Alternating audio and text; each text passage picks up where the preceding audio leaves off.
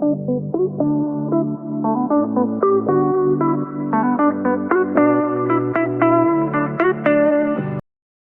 up, everyone? Welcome to another episode of Backup Fantasy Sports. It is Wednesday, September 21st, or the 20th, actually. My name is Ewan, and on today's episode, we're going to get into some F1 fantasy with a Japanese Grand Prix preview.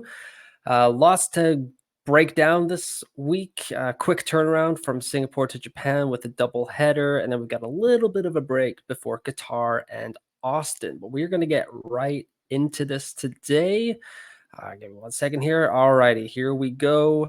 Just going to go over a quick Singapore Grand Prix review, chip review, price changes, Japanese Grand Prix preview, trying to identify the track types once again, then chip strategy, possible transfers, and the upcoming races. I know it's a quick turnaround this week, so I will try to make this as short and sweet as possible, but just one request for me. If you could just like and subscribe to the channel, leave some feedback for this week's episode, I would greatly appreciate it. And you can follow me on Twitter at you in or you out. Singapore Grand Prix results here. Qualifying was Sainz on pole, Russell second, Leclerc third, Norris fourth, Lewis Hamilton in fifth. And then that's almost how it ended up for the whole race here, as Carlos Sainz took home the win, Lando Norris in second, Lewis Hamilton in third, Charles Leclerc fourth, and Max Verstappen coming from a disappointing Q2 exit to come home in fifth. George Russell was right there until the final lap, and he did not finish the race. Tsunoda, Bottas, and Ocon also went out. But yeah, good weekend for McLaren. Oscar Piastri managed to fight back as well. Interested to see what Piastri can do this weekend in Japan, as McLaren brought a ton of upgrades last weekend, and they could only give it to Lando in Singapore, but Oscar is supposed to get those at Suzuka this weekend. Singapore Grand Prix facts and stats. Optimal team here: Ferrari, McLaren, Sainz with the 2 times DRS boost, Lewis Hamilton, Lando Norris, Oscar Piastri, and Pierre Gasly. That's based on a budget of 123.4 million. Would have gotten you a cool 338 points. Positions gained: Piastri with 10, Joe 7, Verstappen and Gasly with 6. Overtakes: Verstappen and Alexander Albon with 9, Piastri again there with 8, and then fastest pit stop belonged to Red Bull, McLaren, and Ferrari.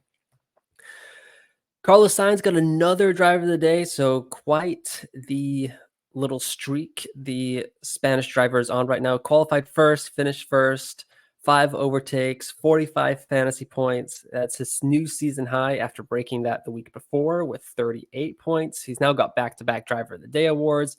And more impressively, his 38 points per race over the last 3 races are now the highest mark among all 20 drivers on the grid. Verstappen comes in second there with 36.3. My team here real quick, I decided to use the no negative chip. I was a little worried about possible DNFs and stuff like that, and it kind of worked out. Yuki Tsunoda with a minus 17, that did not go on to my score. I did actually take a 4-point hit this week. After Monza, I had Fernando Alonso, Alexander Albon, and Aston Martin as my constructor, so I need to get those guys out there. I kept Carlos Sainz. I brought in Lando Norris for Alonso, Tsunoda for Albon, and McLaren for Aston Martin. That left me with 1.1 million.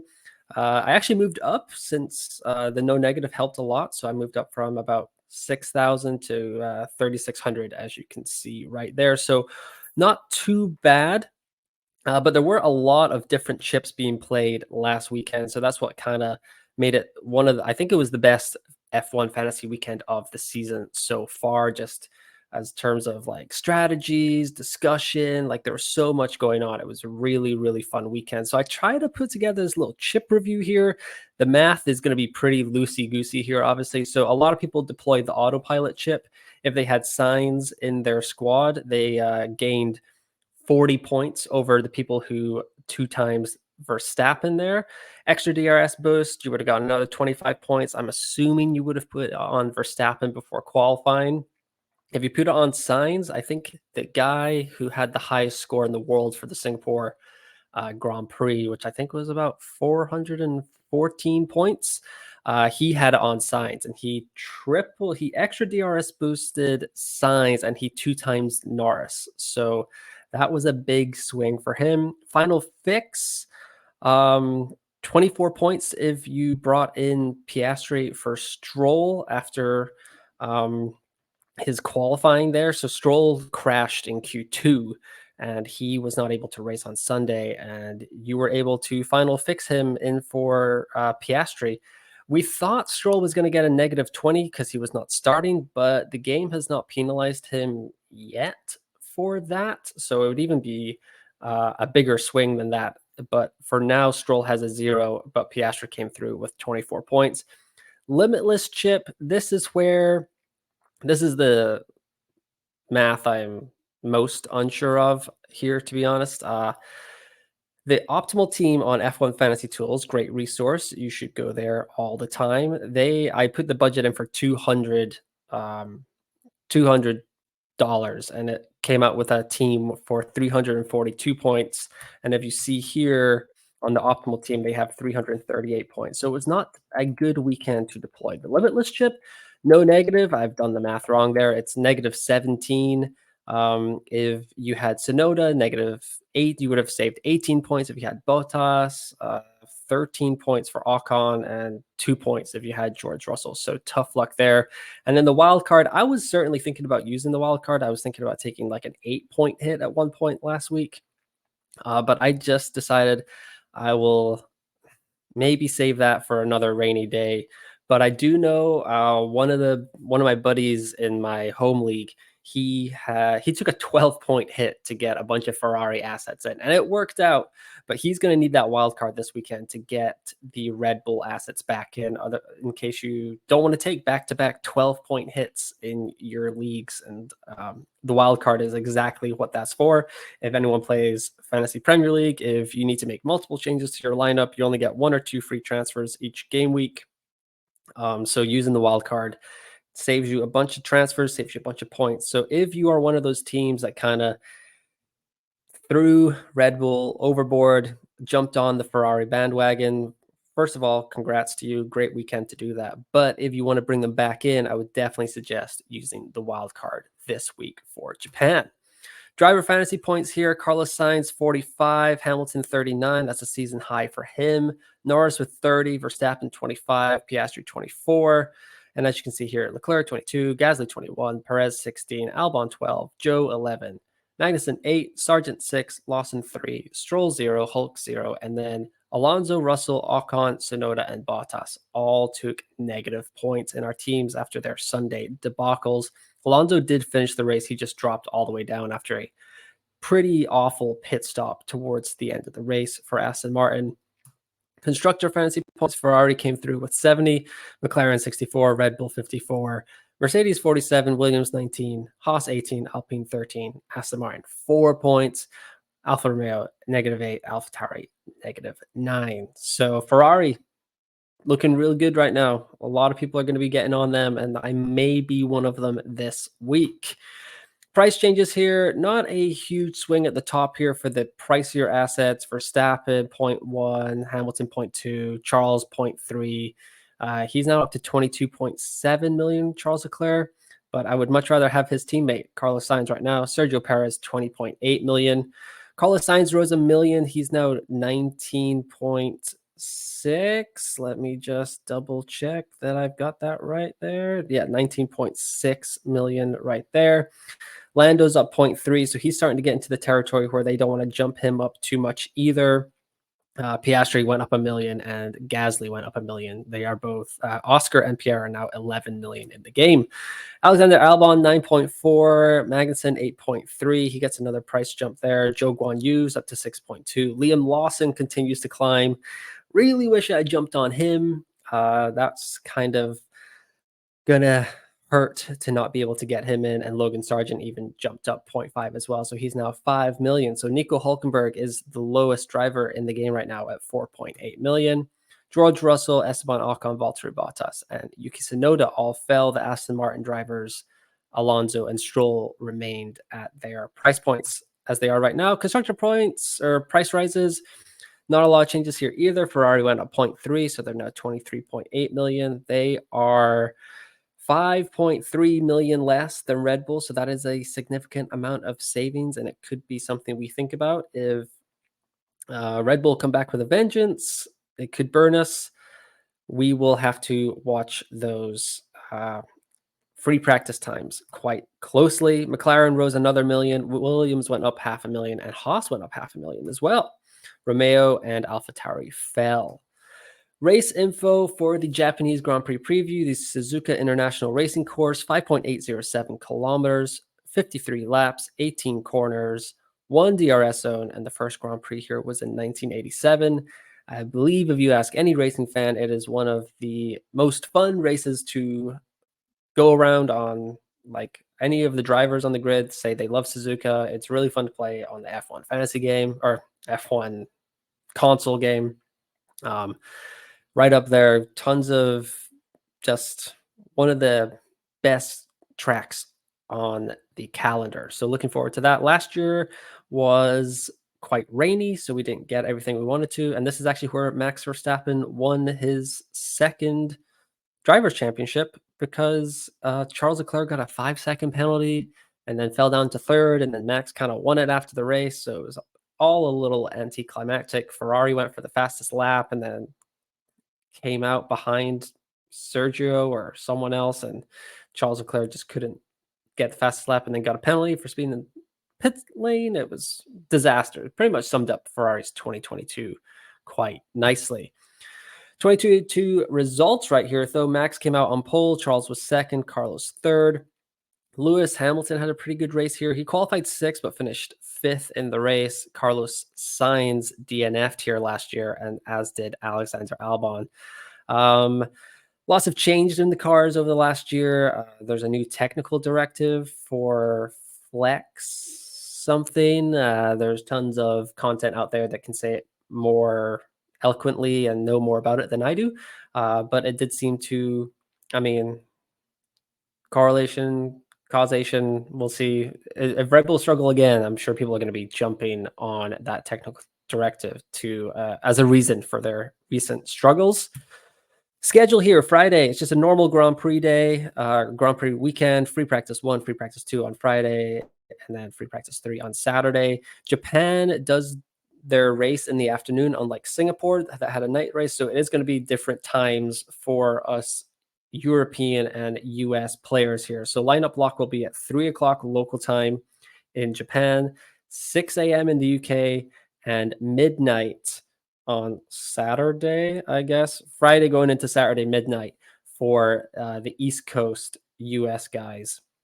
So make sure that you're tuned in and you at least get free practice. The problem will be the early morning free practice for us in Europe here. But the States guys, just stay up a little bit late, watch those free practice times and see what is what. I am going to, let's check the weather here real quick in Japan. Just going to go live to the Suzuka on AccuWeather.com. So right now, Friday, cloudy and humid with a shower, 80% chance of rain right here. Saturday, thunderstorm in spots in the morning, otherwise clouds giving way to some sun and very warm, still a 40% chance, but that could mean for a dry qualifying. And Sunday, here we go. Dry, becoming cloudy in the morning, afternoon, low clouds, 2% chance of rain. So that does kind of change my thinking for the chips that I was going to use. Oh, here we go. Got to add this back. 1 second. There we go.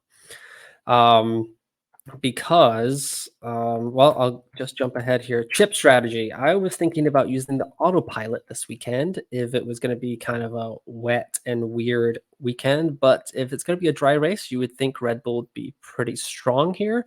Got to watch the practice runs, obviously. Those seem to be quite key at this point of the season. I mean, they were telling us that Ferrari were strong in Monza. They were telling us that Ferrari were strong in Singapore. Personally, I was kind of skeptical. I was like, maybe Ferrari's just turning it up for Monza just to get the crowd excited. And then I just couldn't believe that Red Bull were struggling that much. But really, if those times are telling us that kind of stuff, we need to really believe them at this point. I mean, even Max and Sergio were like, "We're not in a good spot," and for some reason, me and a lot of other people seem to like we just could not go there without Red Bull. So maybe we will learn that another time if it happens again this weekend. Qatar is going to be a sprint after this. Austin seems like a good chance for the limitless chip. Depending on how strong teams look, Brazil could be another option for the limitless chip as well. Just with Mercedes, technic or usually do quite well there. So George Russell won there last year, so that could be a good opportunity to use limitless as well. And wild card, I mean, I just have it on Vegas, but um, if there's a ton of teams that look good, I might just save it for the last race if I'm trying to get into like the top 2, 3K in the world. I mean, I'm right there right now, but if I want to take a big punt on the final race of the season, maybe the wild card will be the way to go to kind of use as many transfers as I want. But just in general, there's not a lot of races left. As you can see, there's 7 races. I have 3 chips left. Some people may have less. People have the extra DRS boost, I know. So I would definitely use that in one of the 2 upcoming sprints at Qatar or Austin. Especially if Max Verstappen looks quite strong. I used it on him in Austria when Red Bull were kind of at the peak of their powers. It worked out quite nicely. So definitely going to get a big boost whenever you guys use that chip. Final fix, you can really just use any weekend that someone like trying to think. I mean, Stroll was the perfect example. You could have brought in Piastri for him this last week. You would have gained 24 points. So that would have been massive for you guys. And the no negative, I used it this weekend, saved myself 17 points, kind of the best case scenario, because you do want your drivers scoring more points rather than just getting zeros. So it worked out. I think it was a good use of the no negative. The thing I would want for next year is I hope they don't change the chips too much because these are things that we can learn for the 2024 game. Be like, okay, Mercedes this weekend, and then I can use my wild card the weekend after. Autopilot would be good for this. I just think we're like all learning this new game that they kind of flung on us at the last second before the season starts. So hopefully they don't change too much for the 2024 edition. But let's go back to I did this last week, the identifying track types here. Thanks to excellent website. It was tracksetups.it. Japan top speed with low tire wear. Canada, Austria, Belgium matched that from earlier in the season. So then we're looking at how the best of the rest kind of did here. Ferrari, really, really good, which is really, really interesting going into this weekend at Suzuka. Certainly in my thoughts this week. Aston Martin had 46 in Canada, 63 in Austria, which was a sprint, and Belgium as well, which was 24 points, also a sprint. Ferrari came through there as well. McLaren 15, 54, 18. They came out the worst, but Canada was right before they got their upgrades. So they've been okay. And Belgium was when Oscar Piastri went out quite early in that race, but he was having a pretty good weekend. Before that, Mercedes 21, 70, and 38 points in those 3 races in Canada, Austria, and Belgium. 129 total points. But yeah, Ferrari really standing out there and really making me raise my eyebrow about what to do with them this weekend. And that is what I'm going to look at right now with possible transfers in the game. So here is my squad right now. We've got 3 days and 1 minute until the lineups lock. So I guess my timing's a little bit off there. So it's 7 a.m. UK time is when it locks. Then that'll be actually 2 a.m. Eastern. Okay, good to know. So here we go. This is what I got right now. Verstappen signs Norris, Piastri, Sonoda. I've got 2 free transfers. The interesting build to me right now is kind of getting rid of Red Bull, bringing in Ferrari, probably bringing in like an Alexander Albon, Pierre Gasly. But yeah, I could do this. So I'd flip out, I get Albon and Ferrari there, which is kind of nice. There's also, if I go back to just the Red Bull here, where we go, So I got 6.5. I really like the way that Liam Lawson is driving. The game seems to really like the way Liam Lawson is driving as well. They keep giving him price rises. So yeah, Verstappen, Sainz, Norris, Piastri, Lawson. But I think unless I see Red Bull struggle again, I will keep Red Bull and McLaren. Um, his ownership is coming up here a little bit. They're 24%. Still 65% of the game owns Aston Martin. That's not great for those managers. Maybe some dead teams there, but yeah, I think the dream that we all had for a few weeks there was to get triple Red Bull, triple McLaren, and then just ride whatever driver we could. And for me, those options here are Nico and Logan Sargent. So not really a huge fan of that. Not really a huge fan of what Sergio is getting up to these days either. George was racing pretty well last week. So I could even I think I could still do George and still fit in Lawson here. So let's see. Man. Yeah, so George. And then I could get almost any budget driver, Joe Guan Yu, Nico, Yuki, Lawson, Logan. So that's something as well. But yeah, just in general, Lawson has looked so composed in that Alpha Tower. He's just kind of driving it pretty well. I mean, he got into Q3 last week in Singapore. So yeah, maybe something like this could work. It's a shame I can't get all the way up to Sergio. That would maybe be the preferred build. But yeah, I think Carlos Sainz is pretty templatey. He's just on a roll right now, and this leaves me some gap here. Cost cap 1 million. So I think maybe a simple switch out here, just Lawson in for whoever I had last week, Sonoda. And I think that will probably do it for me. Then I'll try to, maybe I can just roll one transfer, get 3 for Qatar, set myself up for the sprint, seeing how that goes. But yeah, that will pretty much do it for this week's episode. Just going to have the quick upcoming schedule here with Qatar coming up in a couple of weeks, Austin 2 weeks after that, and then the Mexican Grand Prix. So back-to-back sprint weekends coming up here in F1 Fantasy should make for a lot of swings in the game. But yeah, just one last plug to like and subscribe to the channel, Backup Fantasy Sports. Appreciated. You can follow me on Twitter at you in or you're out. I'm usually pretty active on race weekends. But yeah, once again, thanks for listening. Good luck in Japan this weekend, and I will talk to you next time.